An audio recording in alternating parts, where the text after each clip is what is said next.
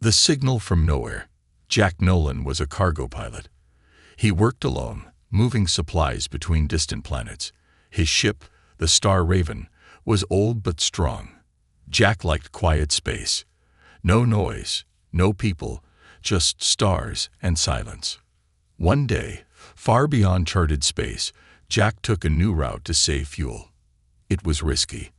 This area had no signals, no help, and no ships. Just black space and silence.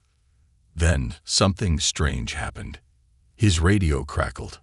"We can't pay, human, but we'll make it worth your while." Jack frowned. The voice was not human. It sounded mixed, like many voices speaking together, some deep, some high, all layered on top of each other. He checked his systems. The signal was weak, but real. "Computer," he said, "where is this signal coming from?" "Unknown source," the computer replied. "No known coordinates. Not from human space." Jack felt a chill. Space was full of odd things. Ghost signals, old broadcasts. But this felt different. This one spoke directly to him. He leaned back in his seat, thinking, this could be a trap. Pirates sometimes used strange signals to lure ships. But this felt older, stranger. "What do you think, Raven?" he whispered, patting the ship's console. The ship, of course, didn't answer. But the signal repeated, "We can't pay, human, but we'll make it worth your while." Jack made a decision. He changed course and followed the signal. As he got closer, the signal grew stronger. Suddenly, the stars around him shifted. A thick asteroid field appeared on his sensors, so dense that it looked like a storm frozen in space. Jack cursed. Flying through it would be dangerous. But the signal was coming from inside. He slowed the ship and weaved between rocks, engines shaking. Metal groaned as sharp debris scraped the sides. His hands were tight on the controls. The signal kept calling. After what felt like hours, he saw it. Hidden deep inside the asteroid field, a large object floated, covered in space dust and ice. At first, he thought it was a ship. But as he got closer, he realized it was an old space station, round and silent like a dead moon. No lights, no signs of life. "Computer, scan the station." No power, no life forms. Origin, unknown. Jack's heart beat faster. This was it, the source of the signal. He docked slowly. His ship locked onto the station with a hard click. The airlock hissed. Suit on, helmet locked, Jack stepped into the unknown. Inside, the station was cold and dark. Metal walls stretched into shadows. Dust floated in the air, untouched for centuries. Then lights flickered. Jack raised his flashlight. Strange symbols glowed faintly on the walls. Alien writing, not in any database. He moved forward, deeper into the station. Click. A sound behind him. He turned quickly, light shaking. Nothing. But something had moved. Then, ahead, a soft hum began. A door opened by itself, revealing a small room with a single chair and a broken console. Jack stepped in. The console lit up. A hologram appeared in front of him. It showed a strange alien figure, tall, with long arms and a face hidden in shadow. The hologram spoke. "You came. We knew you would." Jack stared. "What is this place?" he asked. "This is what remains of the veil," the voice replied. "We were the Watchers. Now we are gone. Why send the signal? Why me?" "Because only a human can carry what we left behind." Jack felt uneasy. Carry what? The console opened slowly, revealing a small glowing object, floating above a crystal pad. It pulsed with light, almost like it was alive. "Take it," the voice said. Jack reached out. The moment he touched it, pain shot through his arm.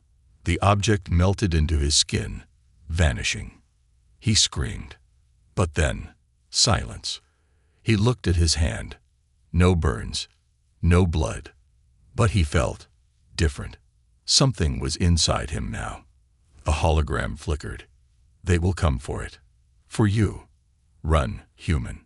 Hide. We can't pay you. But we'll make it worth your while. The hologram faded. Jack stood alone, breathing hard. Suddenly, the station shook. Something outside had arrived. The deal that can't be refused. The glowing object was gone, vanished into his skin like water sinking into sand. But he could still feel it. It pulsed inside him, like a second heartbeat.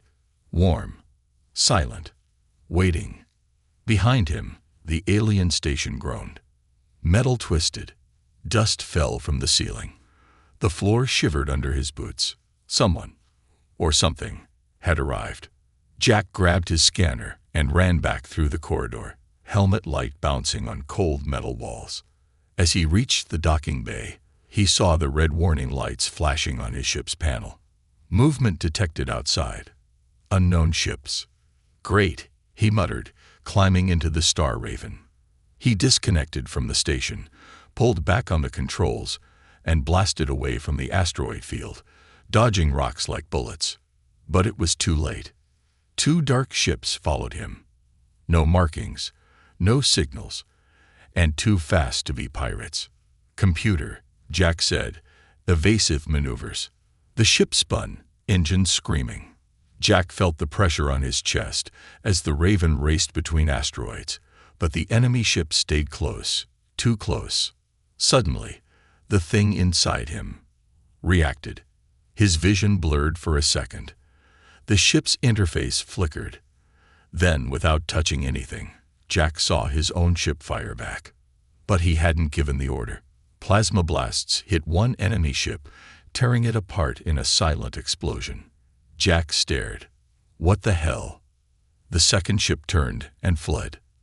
Then silence again. The thing inside him went quiet. Jack sat there, breathing hard. He didn't speak for a long time, just stared at his hands, waiting for some kind of answer. But none came. Back on the edge of human space, Jack stopped at a hidden outpost, a place only smugglers and forgotten captains knew. He needed answers. The outpost was called Arc 17, an old mining hub built into a hollow moon. The lights flickered, the air smelled like oil, and every shadow felt like it was watching. Jack walked into the bar, helmet tucked under his arm. A tall, half-machine bartender nodded at him. Jack placed a credit chip on the counter. I need someone who knows alien tech, he said quietly. The bartender looked at him for a long second, then pointed to the back room. Room 3.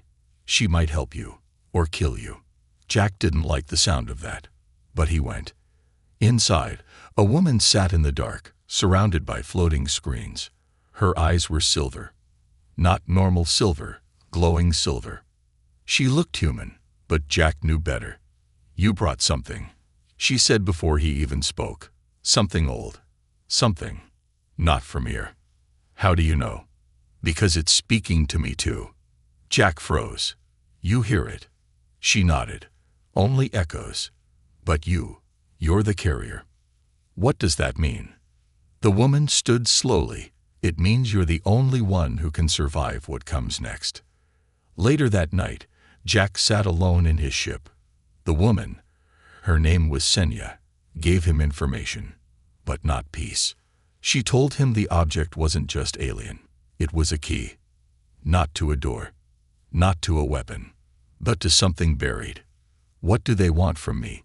He had asked. She had looked at him with cold eyes and said, they want you to decide who lives and who dies. The next day, Jack's ship was surrounded again. But this time, not by enemies. A blue light filled the cockpit, and before he could blink, he wasn't in his ship anymore. He stood in a massive room. Glass walls. Stars spinning outside. No doors. No sound. A voice spoke behind him. Welcome, Jack Nolan. You are here for the deal. He turned. 9 alien figures stood in front of him. Tall, thin, strange. All different species.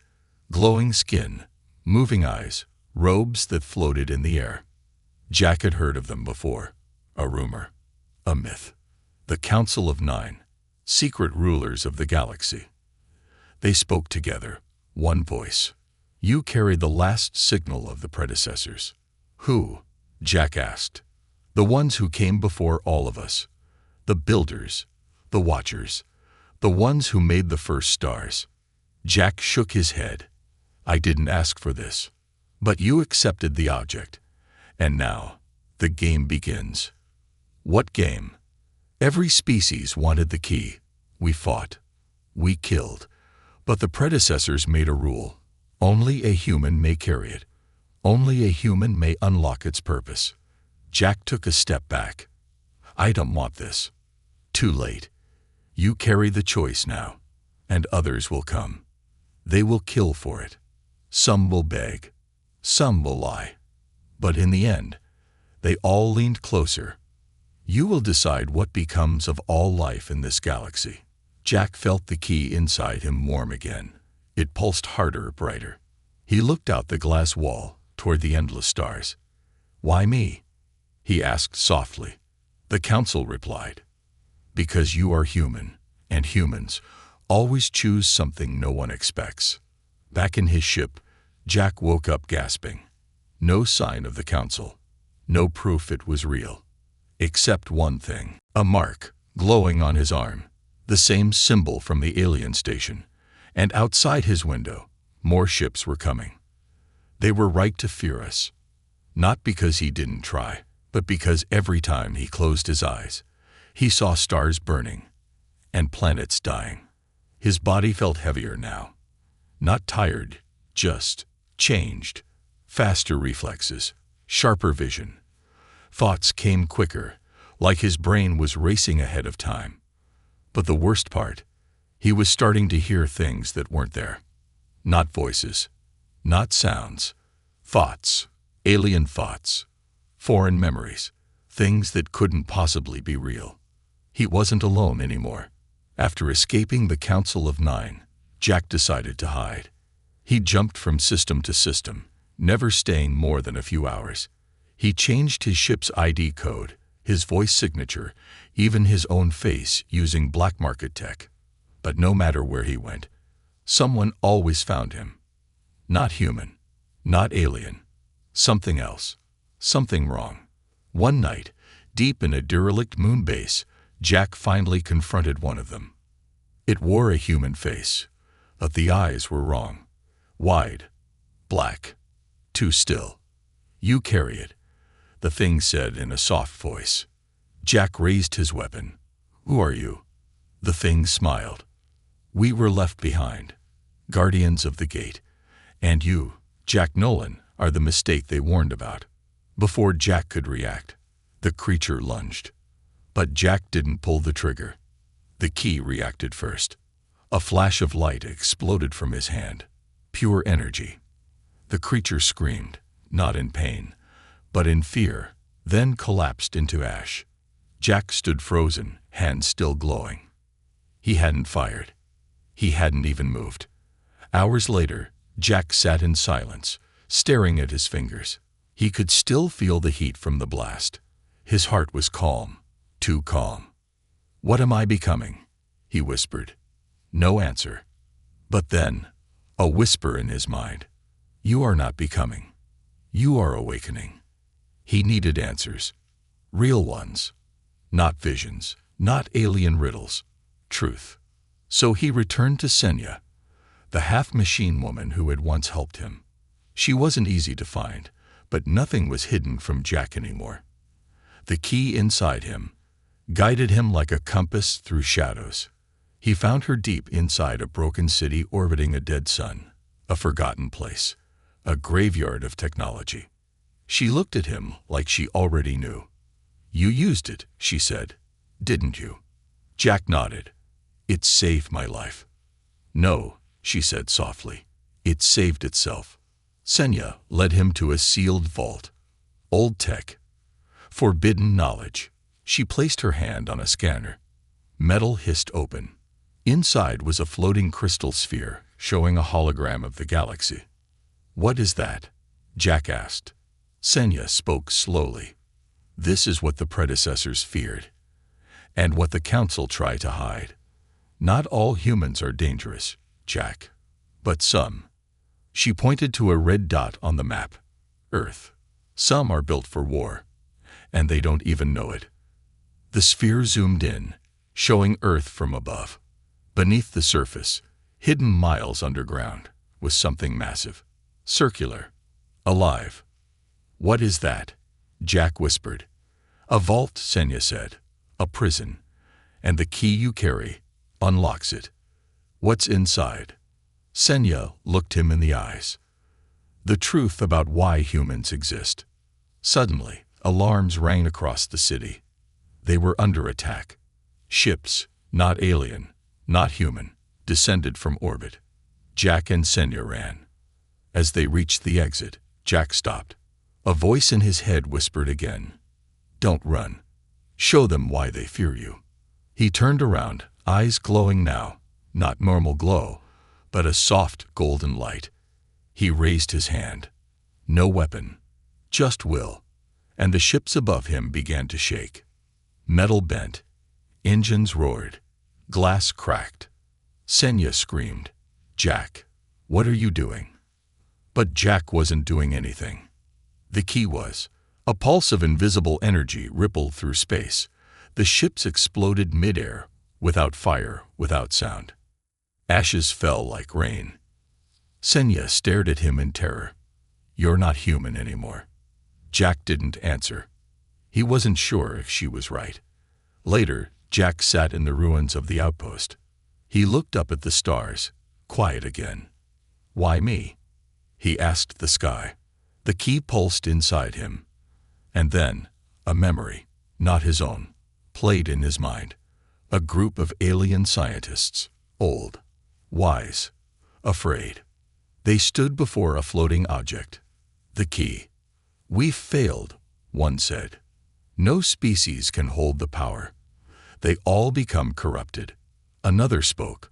"There is one more. A violent, unpredictable race. Unstable, emotional." "You mean the humans?" "Yes. They are the last chance. They will either save us all or end everything." The memory faded. Jack opened his eyes. Now he understood. He wasn't chosen because humans were the best. He was chosen because humans were the last roll of the dice. And someone, or something, was starting to bet against him. As his ship prepared to leave the broken city, a final warning came through his comms. No voice.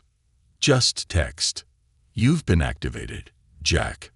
They were right to fear us. A mark, glowing on his arm. The same symbol from the alien station. And outside his window, more ships were coming. They were right to fear us. Not because he didn't try, but because every time he closed his eyes, he saw stars burning and planets dying. His body felt heavier now. Not tired, just changed. Faster reflexes, sharper vision. Thoughts came quicker, like his brain was racing ahead of time. But the worst part, he was starting to hear things that weren't there. Not voices, not sounds.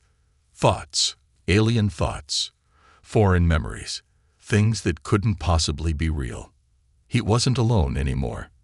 After escaping the Council of Nine, Jack decided to hide. He jumped from system to system, never staying more than a few hours. He changed his ship's ID code, his voice signature, even his own face using black market tech. But no matter where he went, someone always found him. Not human, not alien. Something else, something wrong. One night, deep in a derelict moon base, Jack finally confronted one of them. It wore a human face, but the eyes were wrong. Wide, black, too still. "You carry it," the thing said in a soft voice. Jack raised his weapon. "Who are you?" The thing smiled. "We were left behind, guardians of the gate. And you, Jack Nolan, are the mistake they warned about." Before Jack could react, the creature lunged. But Jack didn't pull the trigger. The key reacted first. A flash of light exploded from his hand. Pure energy. The creature screamed, not in pain, but in fear, then collapsed into ash. Jack stood frozen, hands still glowing.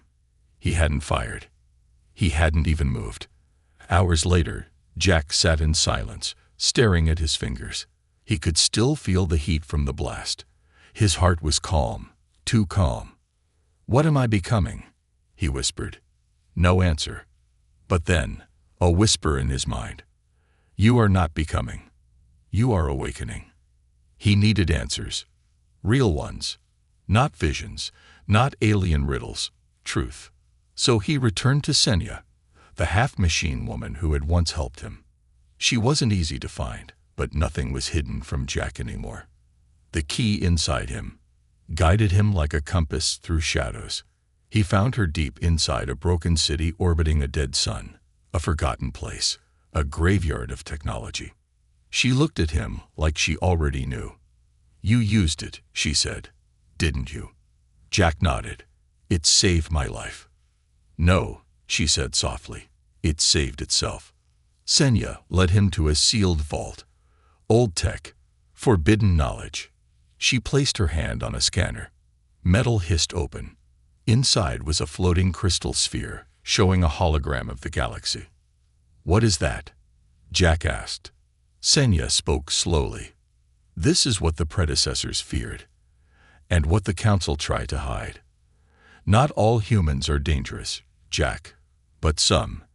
She pointed to a red dot on the map. "Earth. Some are built for war, and they don't even know it." The sphere zoomed in, showing Earth from above.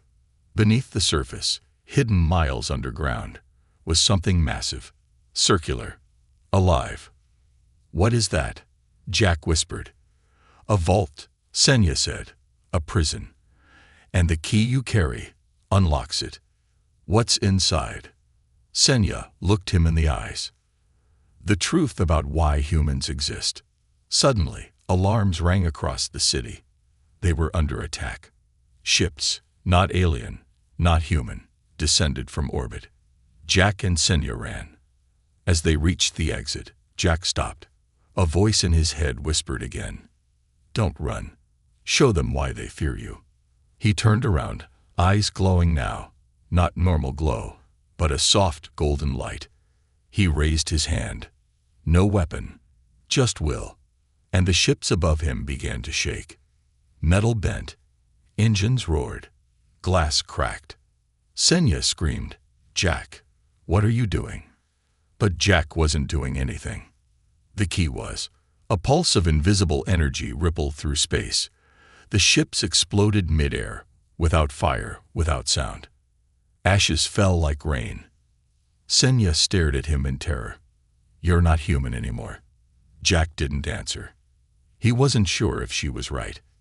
Later, Jack sat in the ruins of the outpost. He looked up at the stars, quiet again. "Why me?" he asked the sky.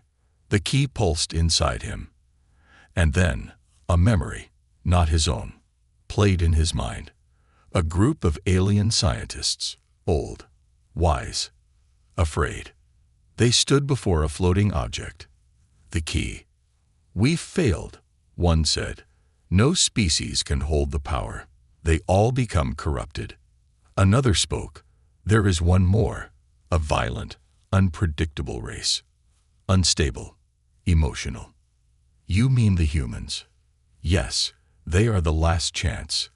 They will either save us all, or end everything." The memory faded. Jack opened his eyes. Now he understood.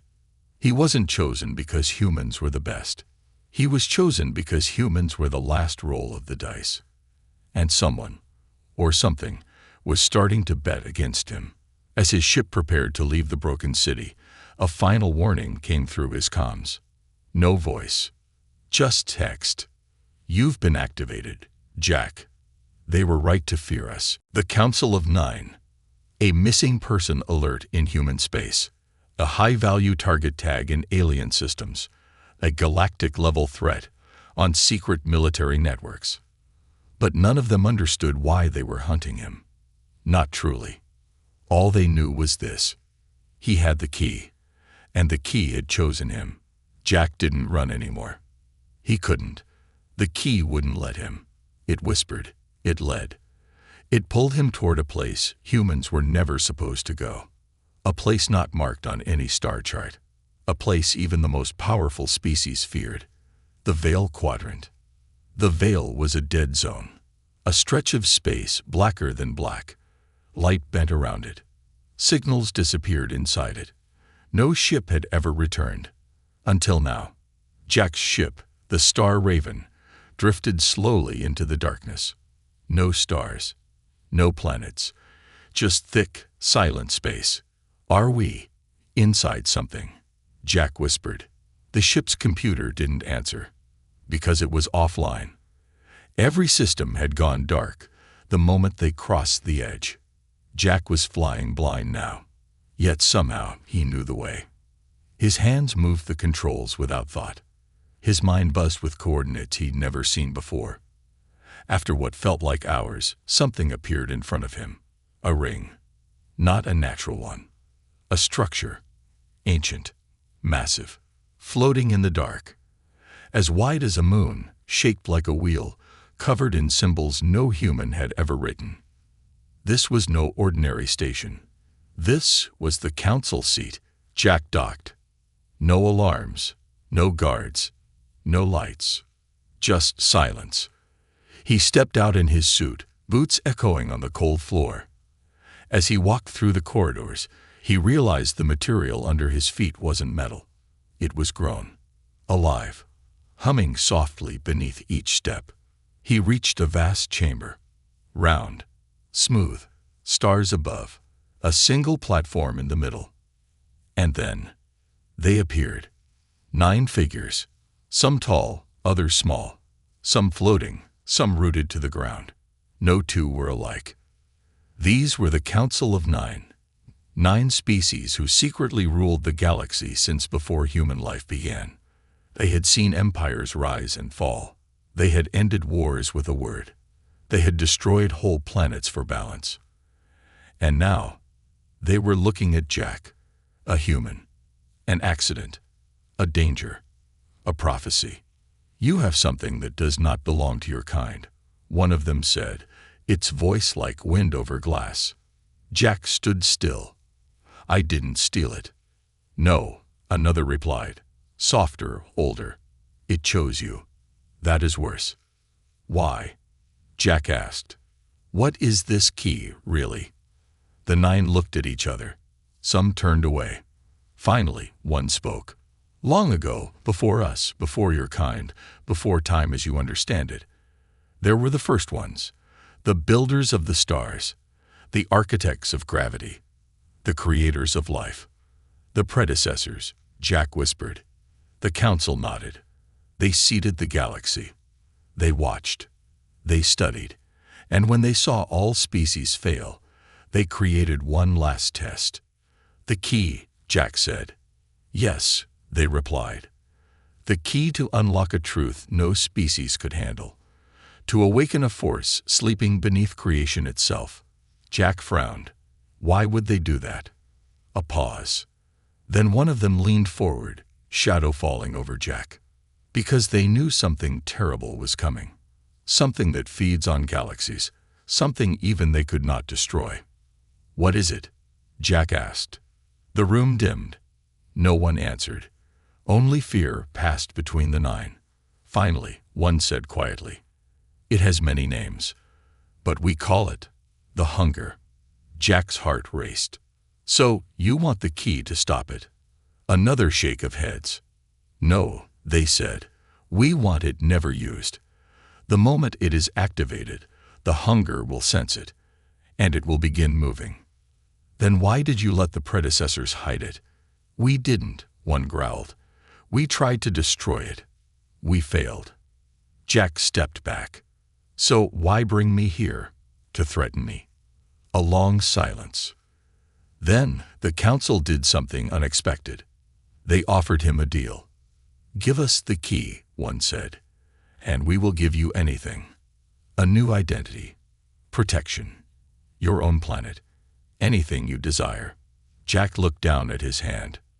The mark still glowed softly. He thought about everything that had happened. The voices, the visions, the truth under earth, the strange power inside him. And then he said, "No." The room darkened instantly. The 9 rose from their thrones. "Then you are not our guest," one said coldly. "You are now our problem." Jack felt the air around him vibrate. His breath slowed. Gravity twisted. But before the council could strike, the key reacted. Again. A blinding pulse of light exploded from Jack's chest. Time bent. The chamber shook. And in 1 second, Jack was gone. Vanished. He woke up inside his ship, floating in space. The veil behind him. The galaxy ahead. And in his mind, new coordinates. One word echoed in his head. Earth. He didn't know why, but something beneath Earth was waking up. And Jack was no longer just a man running from power. He was becoming part of it. The betrayal protocol. The planet looked peaceful from orbit. Blue oceans, glowing cities, spinning satellites. But Jack didn't feel peace. He felt a warning. A whisper from the key, deep in his blood. "They're waiting for you." Earth Command denied his landing request. Then they sent a message. "Stand by. Do not exit your ship." Jack ignored it. He rerouted to an old emergency dock hidden in the Arctic zone, a place forgotten by most. He landed under heavy snow. No cameras, no patrols, no people. Or so he thought. As soon as Jack stepped onto the frozen surface, a squad of black armored soldiers surrounded him. Silent, quick, precise. No flags, no logos, but human. Their leader removed his helmet. Pale face, silver implants across his skull. "Jack Nolan," the man said calmly, "we've been expecting you." Jack didn't resist. He knew this was coming. But what he didn't expect was who sent them. They brought him to a facility hidden deep under the ice. White walls, long halls, everything clean and quiet. Too clean, too quiet. A woman waited for him in a glass room. She wore a gray suit, short hair, eyes sharp as blades. Jack recognized her instantly. Director Leah Krennic, former admiral, now head of Earth's deepest black-budget agency, the Horizon Directive. They were a myth, a whisper, an organization that did not officially exist. "You've caused a lot of noise, Jack," she said, offering him tea. He didn't take it. "You've been watching me," he said. "We've been watching the key," she replied. "You were just the carrier." Jack didn't blink. "So what now?" Krennic smiled. "Now, we help you, protect you, study you. You have something ancient inside you, and we believe it can be useful." "For what?" he asked. She paused, then said it plainly. "To win a war that hasn't started yet." For days, Jack stayed in the facility. They ran tests on him, scanned his brain, watched him sleep. The key inside him stayed quiet, but Jack knew it was watching. So was he, because something felt wrong. Too many locked doors, too many accidental questions about how the key worked, too many guards outside his room. On the 6th night, he found a way to access the internal systems. The key helped, hacking the secure network like it was a child's toy. And what Jack saw made his blood run cold. Dozens of files, experiments, other humans, test subjects who had come into contact with ancient artifacts. Some had died.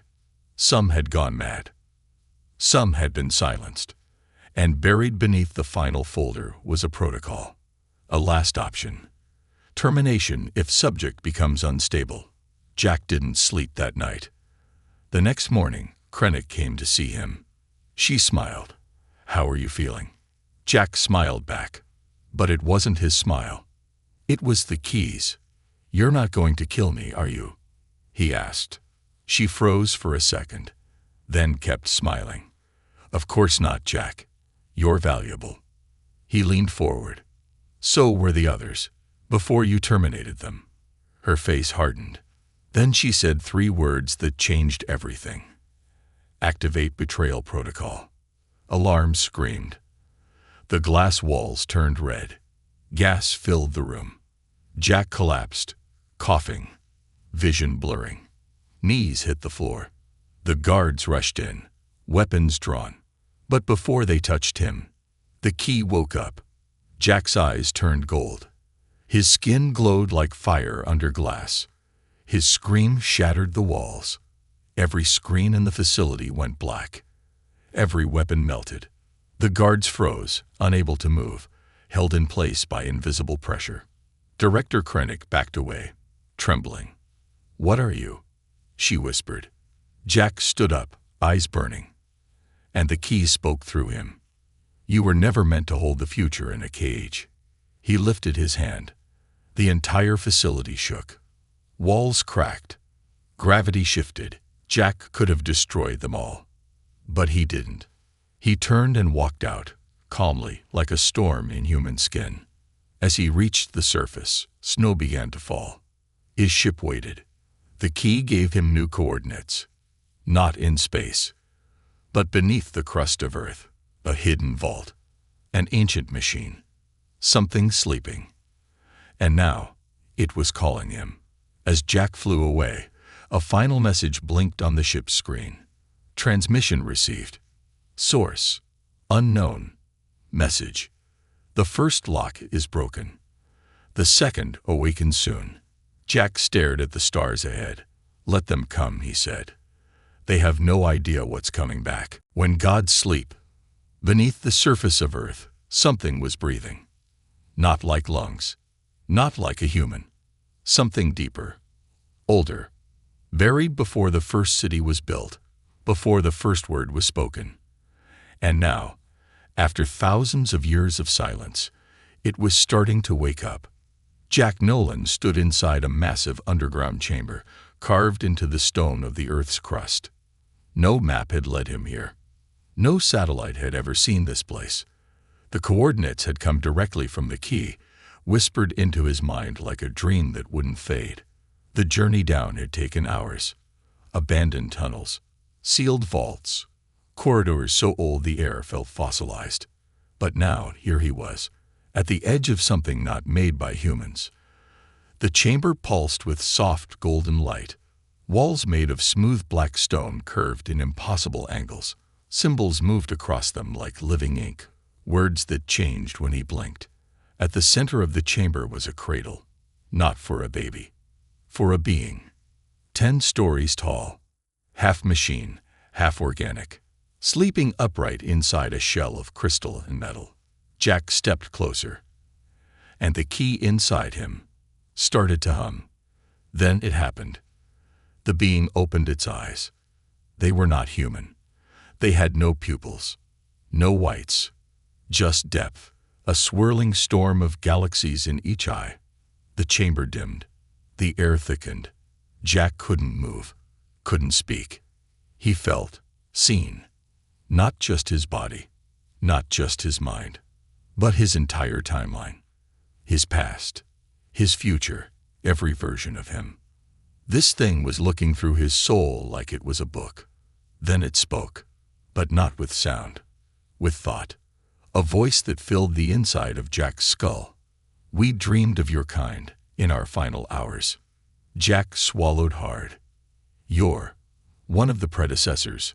he asked. The being nodded slowly. "We are the last echo, the memory of a race that chose extinction over corruption. You built the key. We built many things, but the key was never meant for power. It was meant to test the heart of your kind." Jack stepped back. "Test us how?" The being raised one arm, slow and creaking like a planet shifting in space. A projection formed in front of Jack. A future. One path showed humanity in golden cities, united with alien species, healing the galaxy. The other showed ashes, dead worlds, burned skies, Jack's face on 1,000 warning signs. "This is your fork," the being said. The hunger is coming. We cannot stop it. Only a species that chooses compassion over control can. And if we fail, the being's eyes flickered. Then the stars will go dark, one by one. Jack turned away from the visions. He felt the weight of the galaxy pressing down on him. Billions of lives, thousands of worlds, and a single key embedded in his body. "Why me?" he whispered. "I'm just a pilot." "You are human," the being said. "That is enough. You are fire and chaos, hope and horror. You are the gamble we took before our end." Suddenly, alarms echoed through the chamber. Jack turned. A second tunnel had opened. Soldiers poured in, humans, but not from Earth's government. They wore silver-black armor marked with a symbol Jack had seen only once before: the Horizon Directive. Director Leah Krennic stepped into the chamber, calm and cold. "Stand down, Jack," she said. Jack didn't move. "How did you find me?"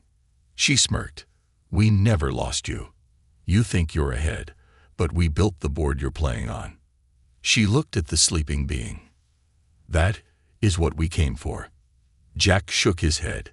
"You don't understand what it is." "We understand perfectly," Krennic said. "It's the source of the key's energy, the last code, and we're going to control it." She raised a hand. Her soldiers aimed their weapons at the being. Jack stepped in front. "If you fire," he warned, "you won't start a war. You'll wake a god." Krennic smiled. "That's the idea."